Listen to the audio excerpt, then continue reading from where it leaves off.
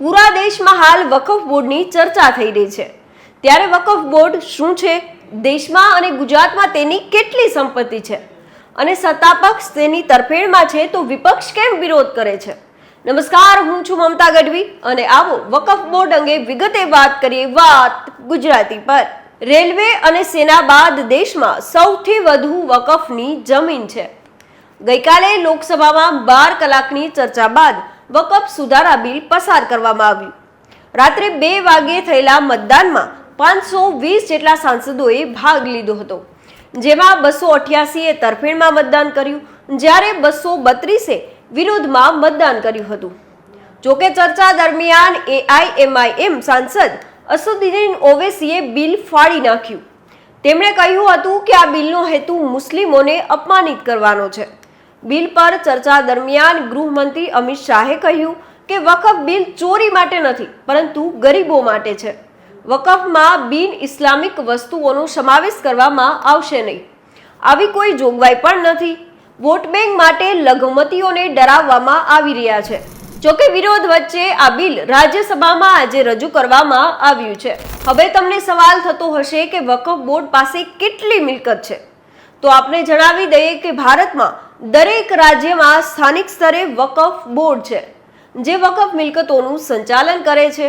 વકફ board પાસે આશરે 9.4 lakh acre જમીન અને 8.7 લાખ મિલકતો છે। આ મિલકતોની કુલ કિંમત રૂપિયા 1.2 લાખ કરોડ હોવાનો અંદાજ છે।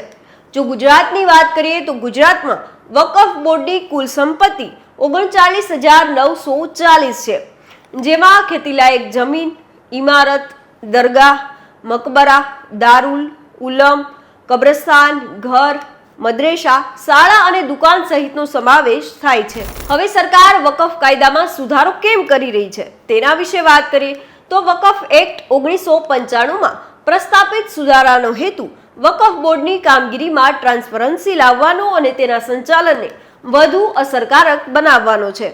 હાલમાં વકફ બોર્ડના મોટાભાગના સભ્યો ચૂંટણી દ્વારા ચૂંટાય છે, પરંતુ નવા બિલ હેઠળ આ બોર્ડના સભ્યો સરકારી નોમિની હશે। આ ઉપરાંત વકફ મિલકતોની નોંધણી અને યોગ્ય રીતે વેલ્યુએશન કરવું પણ ફરજિયાત રહેશે, જેથી મિલકતોનું યોગ્ય રીતે સંચાલન થઈ શકે। તો બીજી તરફ આ મામલે મુસ્લિમ સમુદાયનું કહેવું છે કે આ તેમની ધાર્મિક સ્વતંત્રતા પર મોટો હુમલો છે। તેનાથી વકફ પ્રોપર્ટી પર બોર્ડની સત્તા ઘટી જશે। તો સાથે આરોપ લગાવવામાં આવી રહ્યો છે કે સરકાર આ બિલના બદલામાં વકફમાં પોતાની દખલગીરી વધારવા માંગે છે। આપણે જણાવી દઈએ કે વકફ બોર્ડ એક ધાર્મિક સંસ્થા અથવા બોર્ડ છે, જે ઇસ્લામિક સિદ્ધાંતો પર ચાલે છે।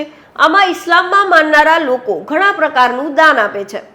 ધાર્મિક હેતુઓ માટે આપવામાં આવેલ આ દાન વકફની મિલકત છે, જે છેલ્લા ઘણા સમયથી અવિરત ચાલી રહી છે। એટલે કે ભારત સરકાર પછી વકફ બોર્ડ એકમાત્ર એવી સંસ્થા છે જે સૌથી વધુ જમીન ધરાવે છે। ભારતમાં આ પરંપરા મુગલ કાળથી ચાલી હોવાનું માનવામાં આવે છે। જો ઇતિહાસ પર ડોકિયું કરીએ તો ભારતમાં વકફની શરૂઆત ઇસ્લામના આગમન સાથે થઈ હોવાનું કહેવાય છે। તેનો ઇતિહાસ 12મી સદીમાં દિલ્હી સલ્તનતના સમય સાથે જોડાયેલો છે અને ભારતમાં આઝાદી પછી 1954માં પહેલીવાર વકફ એક્ટ બનાવવામાં આવ્યો હતો અને ત્યારબાદ વર્ષ 1995માં આ એક્ટમાં કેટલાક સુધારા કરવામાં આવ્યા હતા। ત્યારબાદ નવો વકફ કાયદો બનાવવામાં આવ્યો અને વર્ષ 2013માં પણ તેમાં ઘણા ફેરફારો કરવામાં આવ્યા। બાદમાં વર્ષ 2013 પછી 8 ઓગસ્ટ 2024ના રોજ વકફ કાયદામાં સુધારો કરીને એક નવું વકફ બિલ લોકસભામાં રજૂ કરવામાં આવ્યું હતું, જેની સામે દેશભરમાં ભારે વિરોધ થયો હતો। વિરોધ પછી બિલનો ડ્રાફ્ટ તૈયાર કરીને સંસદના જેપીસીને મોકલવામાં આવ્યો હતો, જેની ચર્ચા કરવામાં આવી હતી અને 27 જાન્યુઆરી 2025ના રોજ જેપીસીએ બિલના ડ્રાફ્ટને મંજૂરી આપી અને 14 જેટલા સુધારાઓને પણ સ્વીકાર્યા। આ પછી જેપીસી રિપોર્ટ 13 ફેબ્રુઆરી 2025ના રોજ સંસદમાં રજૂ કરવામાં આવ્યો।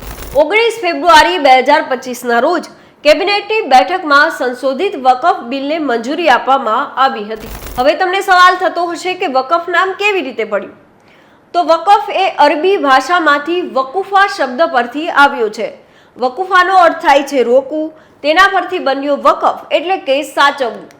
જો આપણે તેને કાયદાકીય દ્રષ્ટિએ જોઈએ તો વકફ એટલે ઇસ્લામમાં જ્યારે કોઈ વ્યક્તિ ધાર્મિક કારણોસર પોતાની મિલકત દાન કરે છે તો તેને વકફ એટલે કે સંપત્તિનું એન્ડોમેન્ટ કહેવામાં આવે છે. પછી તે થોડા રૂપિયા હોય, મિલકત હોય, કિંમતી ધાતુ હોય, ઘર હોય, મકાન હોય કે જમીન હોય. આ દાનમાં આપેલી મિલકતને અલ્લાહની મિલકત કહેવાય છે અને જે વ્યક્તિ પોતાની મિલકત વકફને આપે છે તેને વકીફા કહેવાય છે. વકીફા અથવા વકફ દ્વારા દાનમાં આપવામાં આવેલી આ મિલકતો વેચી શકાતી નથી અને તેનો ઉપયોગ ધર્મ સિવાયના અન્ય હેતુ માટે પણ ઉપયોગ કરી શકાતો નથી.